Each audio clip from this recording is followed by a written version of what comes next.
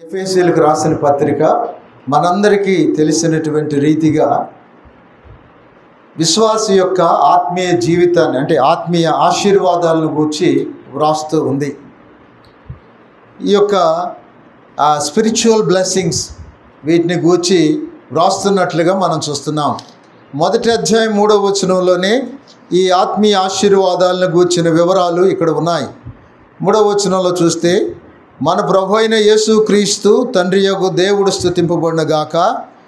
ఆయన క్రీస్తు యేసునందు పరలోక విషయములలో ఆత్మ సంబంధమైన ప్రతి ఆశీర్వాదమును మనకు అనుగ్రహించును. కాబట్టి ఈ ఎఫెసీయులకు రాసిన పత్రిక ఆత్మీయ ఆశీర్వాదాలను గూర్చి, స్పిరిచువల్ బ్లెస్సింగ్స్ని గూర్చి ఈ మాట చెబుతున్నట్లుగా మనం చూస్తూ ఉన్నాం. అయితే ఇలా చెబుతూ అదేవిధంగా క్రైస్తవ నడవడికను గూర్చి కూడా మాట్లాడుతూ ఉంది. ఇందులో 6 అధ్యాయాలు ఉంటే మొదటి 3 అధ్యాయాలేమో ఏం రాయబడి ఉందనంటే క్రైస్తవుని యొక్క క్రైస్తవుని యొక్క టాక్ లేకపోతే క్రైస్తవుని యొక్క కాండాక్ట్ లేకుంటే క్రైస్తవుని యొక్క డాక్ట్రిన్. సో మొదటి 3 అధ్యాయాల్లో వ్రాశారు. అంటే క్రైస్తవుడు ఏ విధంగా ఉండాలి, ఎలా నడవాలి, ఏ విధంగా అడుగులు వేయాలి, ఈ విషయాలన్నీ కూడా మొదటి 3 అధ్యాయాల్లో రాయబడ్డాయి. ఆ తర్వాత మిగతా 3 అధ్యాయాల్లో మనం ఏ విధంగా ఉండాలి అంటే డ్యూటీ, మనం చేయవలసినటువంటి పనులు ఏమిటి, క్రిస్టియన్ డ్యూటీ. మొదటేమో Christian doctrine, 3 chapters Christian doctrine. అదేవిధంగా అనదర్ 3 చాప్టర్స్ క్రిస్టియన్ డ్యూటీ, క్రైస్తవుని యొక్క విధులు లేకుంటే బాధ్యతలు ఏవైతే ఉన్నాయో వాటిని గూర్చి వ్రాయబడినట్లుగా చూస్తూ ఉన్నాం. ప్రియమైనటువంటి సంఘమా, అందుకోసమనే వారెన్ వర్స్బీ అనే ఒక దైవజనుడు అన్నాడు, మన యొక్క టాక్ మన యొక్క వాక్ రెండు కూడా అవి ఒకదానికొకటి హార్మోనైజ్ కావాలి. మనం సహజంగా మాట్లాడతాము, కానీ మనం మాట్లాడే మాటలు మన జీవిత విధానానికి భిన్నంగా ఉంటాయి. అంటే అనేకమైన నీతులు చెప్తాం, కానీ నీతులు చెప్పిన మనము మన జీవితాల్లో ఆ నీతి కనిపించలేదనుకోండి, దానివల్ల ప్రయోజనం ఏమిటి కదా. కాబట్టి మన టాక్, మన walk means conduct, behaviour, way of life.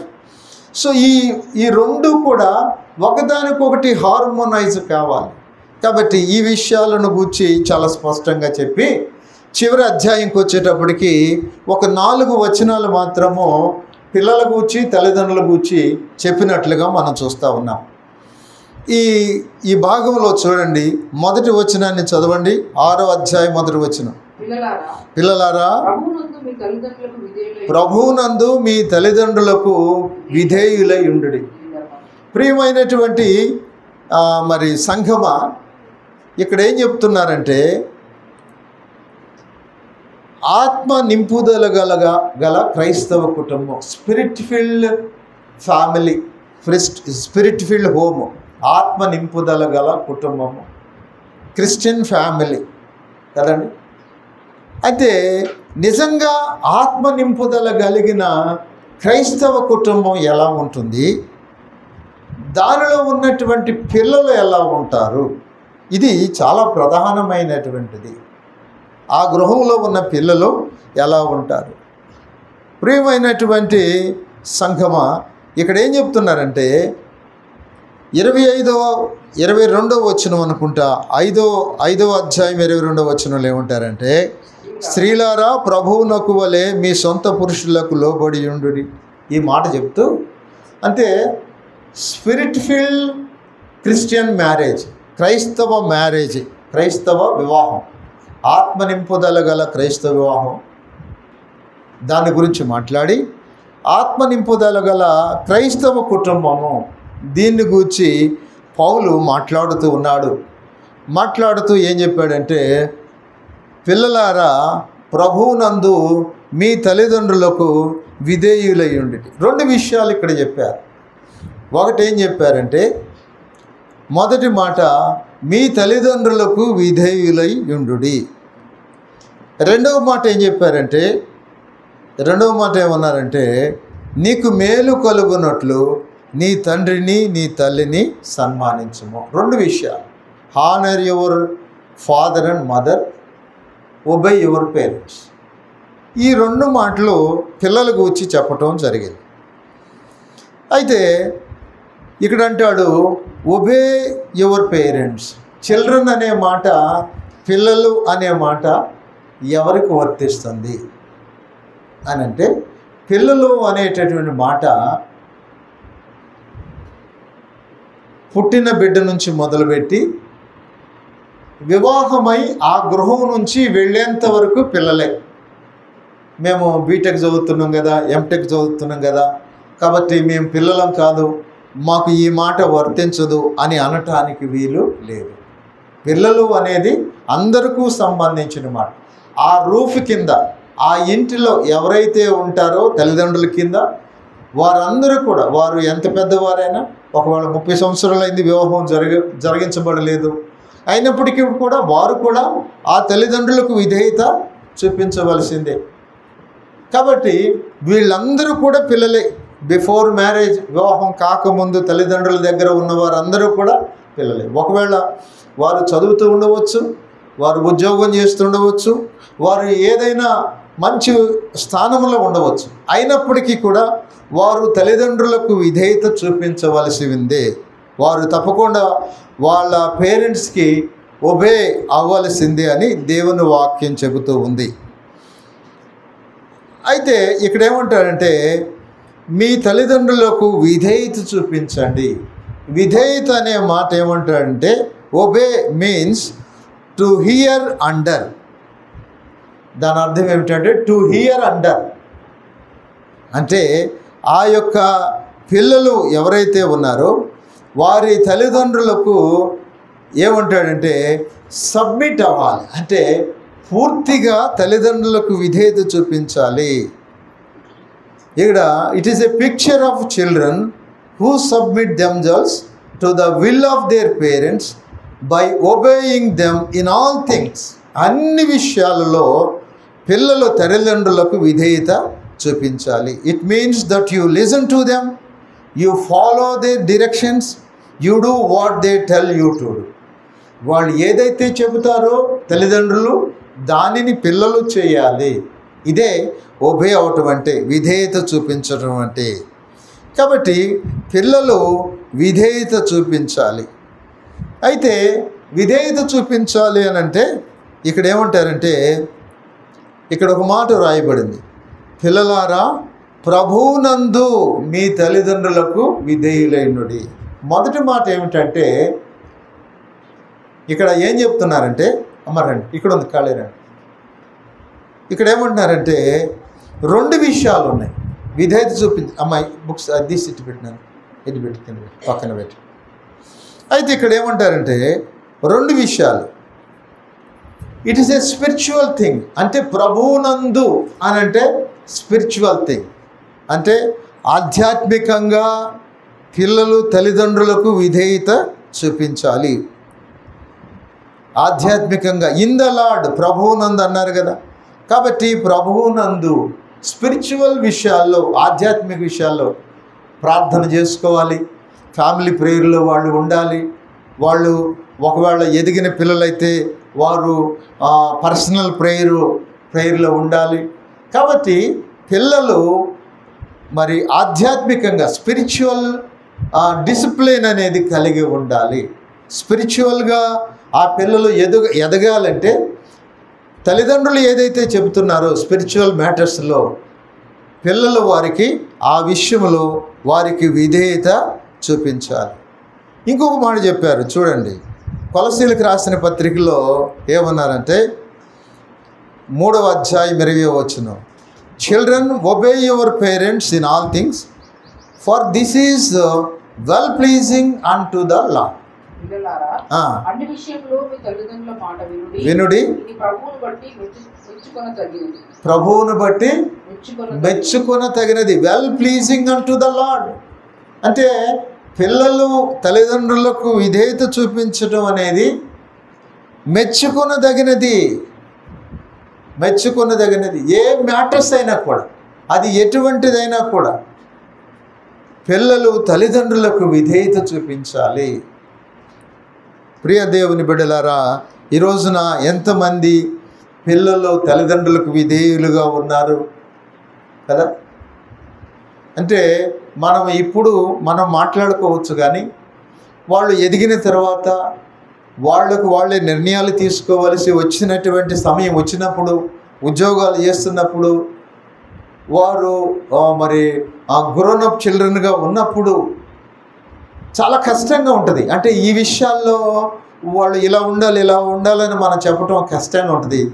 అయినప్పటికీ కూడా వాళ్ళని ఆధ్యాత్మికంగా మనం పెంచినట్లయితే తప్పకుండా వారు లోబడతారు. నువ్వు ప్యాంపరింగ్ చేయవద్దు, అంటే వారిని ప్రేమతో చూడాలి, పిల్లలతో ఎక్కువ సమయం గడపాలి.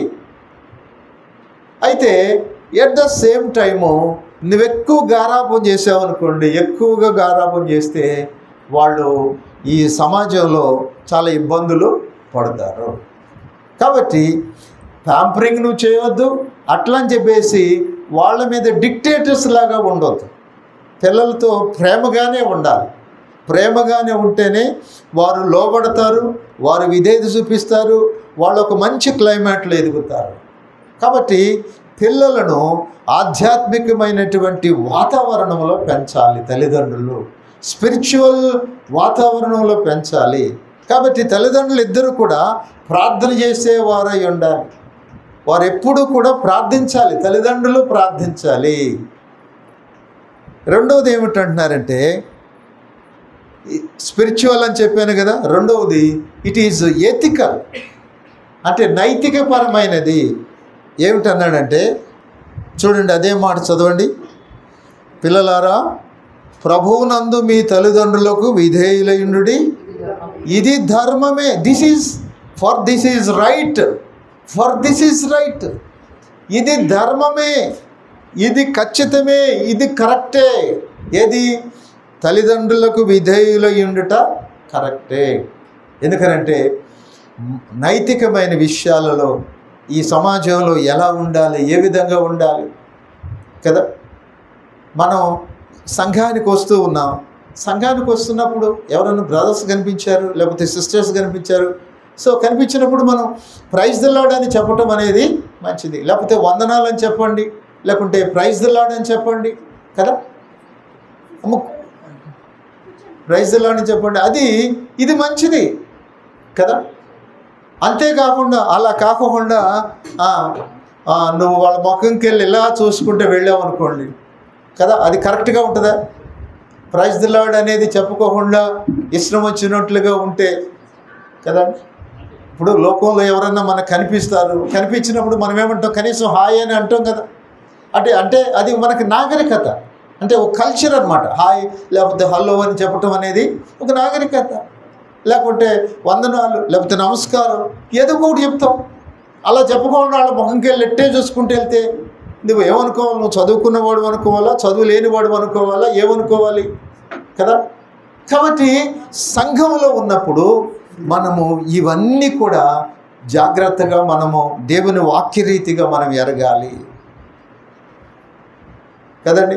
ఎరగాలి. అంత మాత్రమే కాకుండా మనలో న్యూన్యతాభావం, అంటే ఇన్ఫీరియారిటీ ఫీలింగ్ అనేది కూడా ఉండకూడదు. సంఘంలోకి వచ్చేసిన తర్వాత ఇన్ఫీరియారిటీ ఫీలింగ్, ఆ బ్రదర్ నా గురించి ఏమనుకుంటున్నాడో, ఆ సిస్టర్ నా గురించి ఏమనుకుంటుందో, మా ఫ్యామిలీ గురించి ఏమనుకుంటున్నారో, ఇలాంటిది ఎవరు ఏమనుకోరు. వాళ్ళకి ఏమైనా పని లేదా నీ గురించి ఆలోచించడానికి? ఎటువంటి ఆలోచన నీ గురించి చేయరు.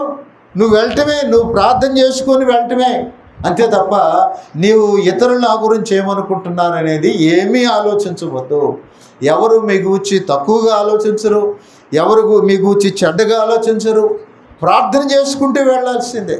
కాబట్టి రెండవ ట్రైనింగ్ ఏమిటంటే స్పిరిచువల్ ట్రైనింగు, అదేవిధంగా ఎథికల్ ట్రైనింగ్. వారికి ఈ సమాజంలో ఎలా ఉండాలి, పెద్దవాళ్ళు కలిసినప్పుడు ఒక నమస్కారం చేయటం, గుడ్ మార్నింగ్ అంటాం, లేకపోతే ప్రైజ్ ది లార్డ్ అంటాం, ఒక పిల్లల్ని ఒక చక్కగా వారిని నాగరికులుగా పెంచాలండి.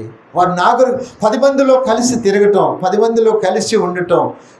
వాళ్ళు పెద్దవాళ్ళు నా గురించి ఏమనుకుంటున్నారు, పెద్దవాళ్ళు ఏదైనా పని చేస్తున్నారు అనుకోండి, నేను చేస్తాను వెళ్ళాలి, నేను ఉన్నాను కదా అనాలి.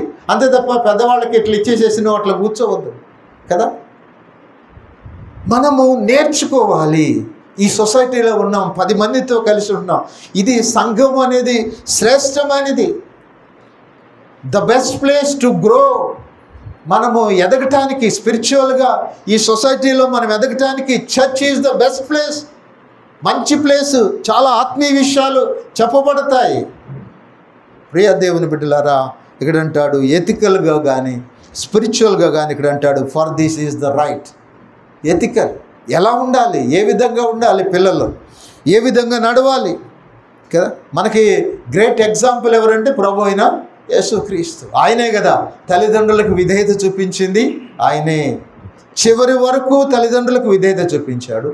అంత మాత్రమే కాకుండా ఆయన మరి శిలువ మరణం పొందేటప్పుడు కూడా తన తల్లి బాధ్యతను నెరవేర్తించాడు. మనం 7 మాటల్లో మనం ప్రత్యేకంగా మనం ధ్యానం చేస్తాము కదా. తల్లి బాధ్యతలు అంటే కొడుకుగా తన బాధ్యతలు ఏవైతున్నాయో తల్లి పట్ల ఆ బాధ్యతలు నెరవేర్తించాడు. ఒక కుమారుడిగా ఆయన ఏం చేయాలో అవి చేశాడు. ఏ విధంగా లోబడాలో, తండ్రికి ఏ విధంగా లోబడ్డాడో లోబడ్డాడు.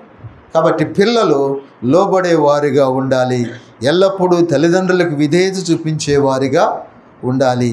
అదేవిధంగా ఇంకొక మాట ఏమంటున్నారంటే, 2వ మాట ఏమన్నారమ్మా, 2వ వచనంలో నీకు మేలు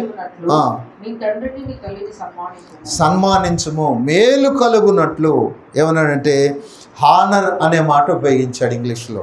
హానర్ అంటే అర్థం ఏమిటంటే ఇట్ మీన్స్ వాల్యూ అని అర్థం. To respect them, to value them, to hold them in high regard. నీ తల్లిదండ్రుల పట్ల ఉన్నతమైనటువంటి వారిని ఉన్నతంగా నీ యొక్క మనసులో వారిని ఉన్నతంగా హెచ్చించు. వారి పట్ల ఉన్నతమైన గౌరవాన్ని, వారికి ఉన్నతమైన గౌరవాన్ని ఇవ్వు, హై రిగార్డ్ ఇవ్వు. పిల్లలారా, మీ తల్లిదండ్రులను సన్మానించండి. Hold them high regard. మీ నాన్న, మీ అమ్మ, మీ డాడీ, మమ్మీ వీళ్ళను నువ్వెంతో ప్రేమించాలి. తల్లిదండ్రులైనటువంటి ఆ తల్లిదండ్రులకి పిల్లలు అలా వారిని గౌరవించాలి. 4 దశలు ఉన్నాయట. 4 దశలు పిల్లలు తల్లిదండ్రుల పట్ల ప్రవర్తించేటటువంటి విషయంలో 4 దశలు ఉన్నాయట. మొదటి దశ ఏమిటంటే ఐడలైజ్ అట. ఐడలైజ్ అంటే చిన్నప్పుడు వాళ్ళ మమ్మీ వాళ్ళ డాడీయే హీరో. మా డాడీ హీరోరా అంటాడనమాట, మా మమ్మీ హీరో అంటాడనమాట. అంటే అలా కనపడతారు చిన్నప్పుడు పిల్లలకు తల్లిదండ్రులు అలా కనపడతారు. కొన్ని రోజులు అయిన తర్వాత తండ్రి చెప్తాడు, అలా చేయకూడదమ్మా, ఇలా చేయాలి, అలా చేయకూడదని చెప్తుంటే తల్లిదండ్రులట సెకండ్ యు డీమనైజ్ యువర్ పేరెంట్స్. తల్లిదండ్రులు ఎలా కనపడతారు పిల్లలకంటే దయ్యాల్లా కనపడతారట. అరే మా అమ్మ ఇటు చెప్తుంది, మా నాన్న ఇలా చెప్తున్నాడు, మా అమ్మ ఇలా చెప్తుంది, దయ్యాల్లాగా కనపడతారట. ఆ తర్వాత third you utilise your parents. అప్పుడు కొద్దిగా ఎదిగిన తర్వాతట మీ తల్లిదండ్రులను పిల్లలు వాడుకుంటారట. అమ్మా ఇదిగో ఈ పని చేయి, డాడీ ఈ పని చేయి, ఇదిగో ఈ ఫీజు కట్టు, ఇదిగో ఇలా చెయ్యి. సో యూటిలైజ్ కదా. ఐడియలైజ్ అయిపోయింది, డీమనైజ్ అయిపోయింది. యూటిలైజ్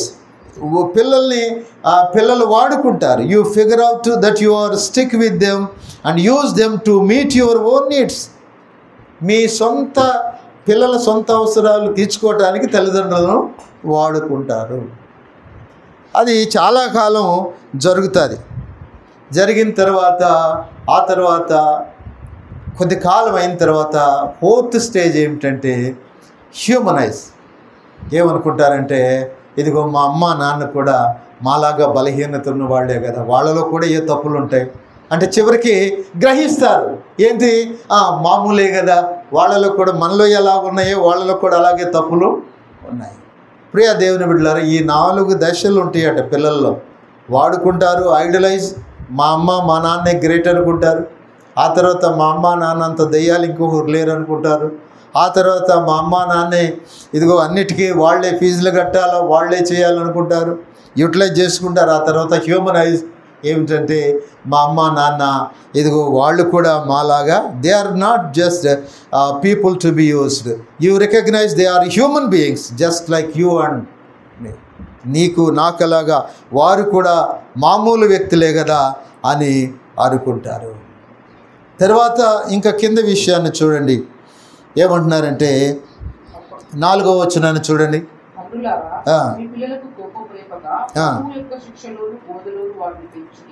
ప్రభు యొక్క శిక్షలోను బోధలోను వారిని పెంచాలి.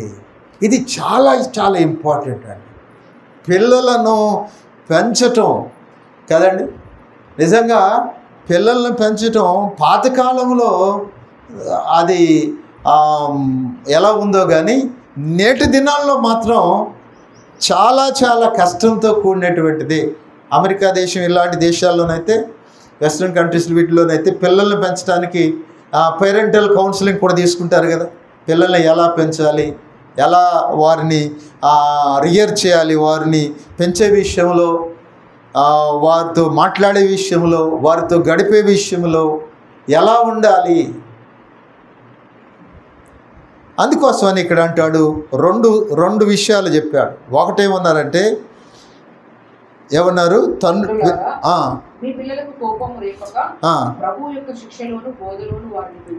ప్రభు యొక్క శిక్షలోను బోధలోను పెంచాలి, పిల్లలను పెంచాలి. ఇది చాలా మంచిది. మనం ఇచ్చేటటువంటి ఎడ్యుకేషన్ వీటికంటే కూడా ద బెస్ట్ ఏమిటంటే పిల్లలకు దేవుని వాక్యములో పెంచటం అనేది ప్రధానమైనది, ఎంతో ఆశీర్వాదకరమైనది.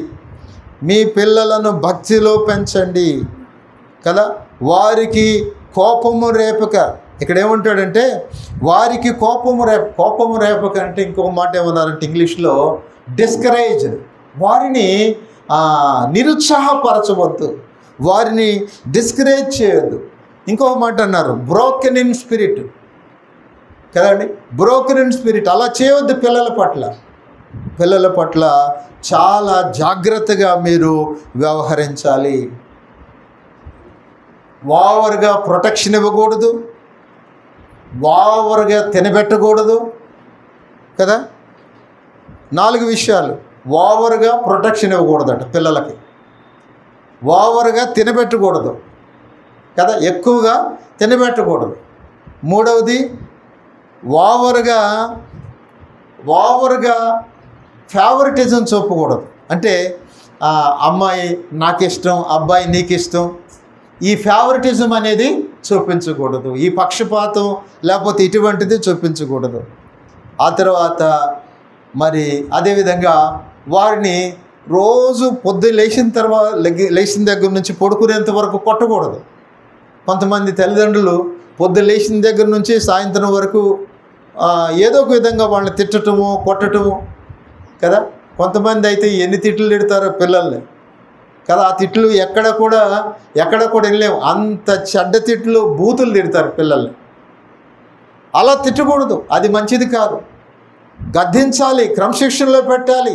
ఒకసారి అవసరమైతే దేవుని వాక్యం చెప్తుంది బెత్తం ఉపయోగించాలి. వారిని గద్దించే విషయంలో, క్రమశిక్షణ చేసే విషయంలో ఉంచాలి. ఆ తర్వాత త్రూ నెగ్లెక్ట్, పిల్లల్ని నిర్లక్ష్యం కూడా చేయకూడదు. పోతే పోయిండ్లే, వాడు ఎక్కడికైనా పోతాడులే అని పిల్లల్ని వదిలివేయవద్దట. పిల్లల పట్ల జాగ్రత్తగా ఉండాలి. నెగ్లెక్ట్ చేయకూడదు, ఫేవరెటిజం చూపించకూడదు, నిరంతరం వారిని బాధించకూడదు. అదేవిధంగా మా ఓడే కదా అని ఎక్కువ పెట్టామనుకో స్కూల్కి కూడా వెళ్ళలేడు. అంటే ఒక పిల్లోడైతే మొన్న వెళ్తుంటే నడుస్తుంటేనే ఆయాసపడుతున్నాడు, ఇక్కడి వరకు ఉంది అనుకుంటూ వెళ్తున్నాడు. అంటే వాళ్ళ అమ్మ ఏంటి అని అడిగిన ఆ పక్కన ఆయన్ని, వాళ్ళ నాన్నమ్మ వాడంటే చాలా ఇష్టము, పొద్దున్నే లేచి గడ్డ పెరుగుతో 2 గిన్నెలు అన్నం పెట్టేది, రోజు వాడు తిని ఇప్పుడు గాలి రావట్లేదు, పీల్చుకోవట్లేదు, ఊపిరితిత్తులు పనిచేస్తూనే లేదో, వాడికి నడుస్తుంటే ఆయాసం వస్తుంది. సార్ ఏమన్నాడంటే వాడిని బండి మీద దేని మీద తీసుకురావద్దు, వాడికి బ్యాగ్ వెనకబెట్టి నడిపించి తీసుకురండి అన్నాడు. నడుస్తుంటే వాడు చాలా బాధపడుతుంది. ఓవర్ ఈటింగ్, అది పిల్లవాళ్ళు కానీ పెద్దవాళ్ళు కానీ ఎవరైనా ఓవర్ ఈటింగ్ అనేది మంచిది కాదు. నా చిన్నప్పుడు అనేవాళ్ళు అన్నం ఎంత తింటే అంత బలం రా, బాగా అన్నం తినాలన్నారు. ఇప్పుడు అలా కాదు, నువ్వు ఎంత అన్నం తక్కువ తింటే నువ్వు అంత ఆరోగ్యంగా ఉంటావు. Praise the Lord. ఓకేనా? అన్నం ఎంత తక్కువ తింటే అంత ఆరోగ్యం. ఓకేనా? ఎక్కువ తిన్నాం అనుకోండి, ఎక్కువ తిన్న కొద్దిగా మైనసే, ప్లస్ ఏమి లేదు. అర్థమవుతుందండి? కాబట్టి లెస్ ఈజ్ కదా. ఏం పాఠం నేర్చుకున్నామంటే less quantity is the best medicine. మంచి మెడిసిన్ ఏమిటంటే లెస్ క్వాంటిటీ కదా. కాబట్టి ప్రియ దేవుని బిడ్డలారా, ఇదిగో పిల్లల్ని పెంచే విషయంలో ఎలాగా మరొకసారి మనం పరిశీలన చేసుకోవాలి. పిల్లలతో గడపాలట. The family spending time together in activities. తల్లిదండ్రులు పిల్లలతో గడపాలి. పిల్లలతో గడపకుండా వాళ్ళని ఇష్టం వచ్చినట్టు వదిలేస్తే వారు ప్రయోజకులుగా ఉండరట. వారితో గడపాలి. కొంతమంది అయితే తండ్రులు అసలు వారితో గడిపేటటువంటి విషయం ఉండదట, ఎక్కువ సమయం గడపరట. ఇక్కడ అంటారు చూడండి, ఇక్కడ ఏమంటారంటే, తండ్రులారా మీ పిల్లలకు కోపము రేపక, వారిని డిస్కరేజ్ చేయక, వారిని నిరంతరము దండించి అలా చేయక కొట్టక, వారిని చాలా జాగ్రత్తగా శిక్షలోను బోధలోను వారిని పెంచుడి. ఇక్కడ అదే అన్నాడు. ఏమన్నాడంటే శిక్షలోను బోధలోను కదా. అంటే నిరంతరము కొట్టకూడదు కానీ తప్పకుండా శిక్ష వెయ్యాలి కదా. నిరంతరం కొట్టకూడదు కానీ తప్పకుండా ఏం చేయాలమ్మా? శిక్ష వేయాలి. పిల్లలకి బెత్తంతో కొట్టాలి కదా. ఎందుకనంటే బెత్తంతో కొట్టమంటే నువ్వు దండించి వాడికి చర్మం అంతా ఊడిపోయేటట్లుగా బొబ్బలు వచ్చేటట్లు కొట్టడం కాదు, వాడికి భయం వచ్చేటట్లుగా కొట్టాలి. కొంత దండన వేయాలి. ఇక్కడ అన్నాడు శిక్షలోను. ఇంగ్లీష్లో ఏమన్నారంటే పెంచుడి అన్న కాడ నర్చర్ అన్నాడు, కానీ ఇంకో మాట ఏమన్నారంటే చాస్టైజ్మెంట్, దండన. పిల్లలకి ఆ దండన విధించే విషయంలో కూడా మనము చాలా జాగ్రత్తగా ఉండాలి. పిల్లలను ఆధ్యాత్మికంగా పెంచాలి, వారికి దండన విధించాలి, సహాయము చేయాలి. ఇక్కడ చూడండి 13వ అధ్యాయం 34వ వచనం, సామెతల గ్రంథం చూడండి 13వ అధ్యాయం 34వ వచనం. ఈ రెండు వాక్యాలు ప్రధానమైనవి. 13, 24, 22, 15. బెత్తము వాడిని వాడు తన కుమారునికి విరోధి, వానిని శిక్షించును. కుమారుని ప్రేమిస్తే but he that loveth him chastiseth him. ఎవడైతే ఆ పిల్లవాడిని ప్రేమిస్తాడో ఆ తండ్రి ఆ పిల్లవాడిని దండిస్తాడట. నాయన ఇలా కాదురా, ఇలా ఉండాలి అని దండిస్తారు. ఈ దినాల్లో అలా ఉండటం లేదు. అది మంచిది కాదేమనిపిస్తుంది కదండి. ఎక్కువ లాడ్ అవుతుంది కదా. మన పిల్లలంటే మనకి చాలా ఇష్టం కదా, కానీ పక్క వాళ్ళకి ఇష్టం అవుతుందా? పక్క వాళ్ళకి డిస్టర్బెన్స్ అవుతుంది కదా. పక్క వాళ్ళకి ఈయన్ని కట్టి తీసుకొని పుడితే బాగుండి అనిపిస్తుంది, లేకపోతే పక్కకు నెట్టేయాలనిపిస్తుంది. కాబట్టి 10 మందిలో ఎలా ఉండాలి, దట్ ఈస్ వెరీ ఇంపార్టెంట్. డిసిప్లిన్గా కూర్చోవటం. మరి టీచర్, సండే స్కూల్ టీచర్ ఏదని చెప్తే వింటాం. ఇలా మనం ఉండాలి. ఒక చోటుకు నేను వెళ్ళా. ఆ కుటుంబం చాలా మంచి కుటుంబం, ఆత్మీయ కుటుంబం. అయితే నేను వెళ్ళేటప్పటికి వాళ్ళ నాన్నమ్మ ఏముందనంటే, వాడు పిల్లోడు వచ్చాడు. పిల్లోడు వస్తే వాళ్ళ నాన్నమ్మ ఏముందనంటే, పాస్టర్ అంకుల్ వచ్చాడు, నువ్వు ఆర్డర్ చేయద్దు, నువ్వు లోపలికి వెళ్ళాను. ఆడికి ఒకటే వినపడింది. ఏమి వినపడిందంటే, నువ్వు అల్లరి చేయొద్దు, లోపలికి వెళ్ళు అంది. దానికి చాలా హట్ అయ్యాడు. హట్ అయిపోయి ఏదో ఒక చెక్క లాంటిది, గట్టిది చెక్క లాంటిది తీసుకొని టీవీకి వేసి కొట్టాడు. 35,000 40,000 51 ఇంచెస్ ఏదో టీవీ, 50,000 ఎంత టీవీ. దెబ్బతో మొత్తం బద్దలైంది కదా. అంటే అంటే వాళ్ళు చాలా మంచోళ్ళు, ఆధ్యాత్మికంగా వాళ్ళ వంక పెట్టడానికి వీలు లేదు, అంత ఆధ్యాత్మికంగా ఉన్నవాళ్ళు. మరి ఏమైందయ్యా ఈ ఆధ్యాత్మికత? మరి దేవుడు బోధలోను శిక్షలోను పెంచమన్నాడు కదా, బెత్తం వాడమన్నాడు కదా, దండించమన్నాడు కదా, బయట వాళ్ళు ఎవరైనా వస్తే చాలా జాగ్రత్తగా ఉంచమన్నాడు కదా. మరి ఏమైంది? ఆ విషయంలో ఆ వాక్యం మర్చిపోయారా మీరు? ఏం చేశారు? వాడు 50,000 రూపాయలు టీవీ మొత్తం పగలగొట్టాడు. మంచిది, మంచి పని అయింది. ఈసారి సీరియల్ చూడుకోవడం మంచి పని అయింది. నేను అనుకున్నా, దేవా 2 పనులు చేసావు నువ్వు, ఈయన్ని లోపలికి వెళ్ళిన తర్వాత కొడతారో ఏం చేస్తారో కానీ మొత్తం ఏదైతే టీవీ ప్రోగ్రాంలు చూడుకోండి ఆఫ్ చేశాను అనుకున్నాను. అంటే వాళ్ళు తక్కువ వాళ్ళు కాదు, ఈఎంఐలు ఉన్నాయి కాబట్టి టీవీ పోతే నెక్స్ట్ ఈవినింగ్కే టీవీ తెచ్చుకుంటారు. ఆ 51 పోయింది కాబట్టి ఈసారి 75 తెచ్చుకుంటారు, 105 తెచ్చుకుంటారు. ఇక మనిషే కళ్ళ ముందు ఉన్నట్టుంటుంది. ప్రియ దేవుని బిడ్డలారా, దాన్ని నేనేమంటలేదు, కానీ పిల్లలను పెంచే విషయంలో చాలా జాగ్రత్తగా ఉండాలని దేవుని వాక్యం చెబుతుంది. మన ప్రేమ ఇతరులకు అభ్యంతరం కలగ చేయకూడదు. మనం చాలా ప్రేమగా చూస్తాం, అరే నాన్న తండ్రి అని అంటాం, కానీ అవతల వాళ్ళు నీ పిల్లవాడు వాళ్ళకి డిస్టర్బ్ చేస్తుంటే. ఇంకొక మాట చూడండి, 22వ అధ్యాయం 15వ వచనం చూడండి. సామెతల గ్రంథం 22:15. బాలుని హృదయంలో మూఢత్వము స్వాభావికంగా పుట్టును, శిక్షాదండము దానిని వానిలో నుండి తోలివేయును. అబ్బా, ఎంత సీక్రెట్ అండి! సైకలాజికల్గా అన్నిటిలో ఇది పెద్ద సీక్రెట్. వాడికి మూఢత్వం ఉంటుందట. ఎవడికట? బాలుడికి అంటే బాయ్కి గర్ల్కి స్వాభావికంగా ఏముంటుందండి? మూఢత్వం ఉంటుంది. అది పుట్టుకతో వచ్చేటటువంటి మూఢత్వం. ఆ మూఢత్వం పోవాలంటే ఏం చేయాలటమ్మా? ఏమన్నాడు? శిక్షాదండము దానిలో నుంచి. Foolishness is bound in the heart of a child. వాడి హృదయంలో బుద్ధిహీనత, మూఢత అనేది ఉంది. కాబట్టి వాడిని ఏం చేయాలంటే కొద్దిగా గట్టిగా గద్దించాలి, దండించాలి. అరే ఇట్స్ నాట్ రైట్, ఇలా చేయకూడదు కదా. నేను కూడా పిల్లల్ని చాలా ప్యాంపర్ చేస్తాను కానీ చేసినప్పుడు భయం వేస్తుంది. ఇది కరెక్ట్ కాదు, ఇది దేవుని వాక్యానికి విరుద్ధమైన చేస్తున్నాను నేను.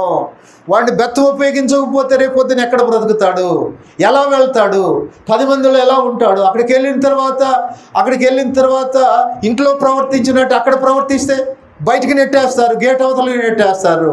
అది సరైనటువంటిది కాదు.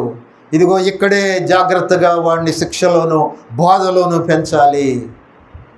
ప్రియ దేవుని బిడ్డలారా, ఇదిగో దేవుని వాక్యం చెప్తుంది, నీకు మేలు కలుగున్నట్లు నీ తండ్రి నీ తల్లిని సన్మానించము, అప్పుడు నీవు భూమి మీద దీర్ఘాయుష్మంతుడు వగదు. అంటే వాడిని క్రమశిక్షణలో పెంచడం ద్వారా ఏం జరుగుతుందంటే వాడికి సహాయమే చేస్తాం. ఎందుకనంటే వాడికి అన్ని విషయాల్లో మరి మేలు జరుగుతుంది కదా. చాలా పెద్ద పెద్ద స్కూల్స్, ఇంటర్నేషనల్ స్కూల్స్ ఉన్నాయి. వాటిలో కొంతమంది ఎవరో మరి అది రోమరో వాస్తవమో తెలియదు, కానీ అది చెప్పారు ఏమిటి అని అంటే పెద్ద పెద్ద ఇంటర్నేషనల్ స్కూల్స్లో అన్నింటిలో పిల్లలు డ్రగ్స్కి అడిక్ట్ అయ్యారు అని. ఎందుకు అంటే వాళ్ళ తల్లిదండ్రులు 1,00,000 కావాలా, 2 లక్షలు కావాలా, 5 లక్షలు కావాలా, వాళ్ళ ప్రేమను బట్టి 1 నిమిషంలోనే ఫీజు కట్టేస్తారు. కట్టేసి వెళ్ళిపోయిన తర్వాత అక్కడ అన్ని అలవాట్లు వస్తూ ఉన్నాయి. స్కూల్లోనే వచ్చాయంటే కాలేజీలో. కాబట్టి మరొకసారి మనం ఏ విధంగా చేస్తున్నామో. తర్వాత రెండో విషయం అంటాడు, వారిని చాలా జాగ్రత్తగా డైరెక్ట్ చేయాలట. ఇదిగో నువ్వు ఇలా ఉండాలి, ఇలా వెళ్ళాలి అనేది మనం వారికి చెప్పాలి, వారికి బోధించాలి. అలా చేసినప్పుడు తప్పకుండా దేవుని ఆశీర్వాదాలు ఉంటాయి. అందుకోసం అంటాడు, వారిని శిక్షలోను బోధలోను పెంచుడి. అప్పుడు ఏమవుతుందట? అప్పుడు నీవు భూమి మీద దీర్ఘాయుష్మంతుడు అవుతావు కదా. ఎక్కువ కాలం, లాంగ్ లైఫ్ వాళ్ళు హ్యాపీగా ఉండాలి అని అంటే వాళ్ళు ఏం చేయాలండి? చాలా చక్కగా వారు దేవుని యొక్క శిక్షలోను వాక్యములోను క్రమశిక్షణలోను పెంచబడాలి. కొంత సమయము మనము ఒకవేళ గారాభం చేస్తుంటే, ఆ లాడు చేస్తుంటే, వారిని ఎక్కువగా ప్రేమిస్తుంటే ఒక్కసారి గుర్తు చేసుకోవాలి, దేవుడు చెప్పింది ఇది కాదు కదా, ఇలా చెప్పలేదు కదా అని ఒకసారి గుర్తు చేసుకొని మనము దేవుని యొక్క వాక్యములో ముందుకు కొనసాగాలి. దేవుడి మాటలను దీవించునుగాక.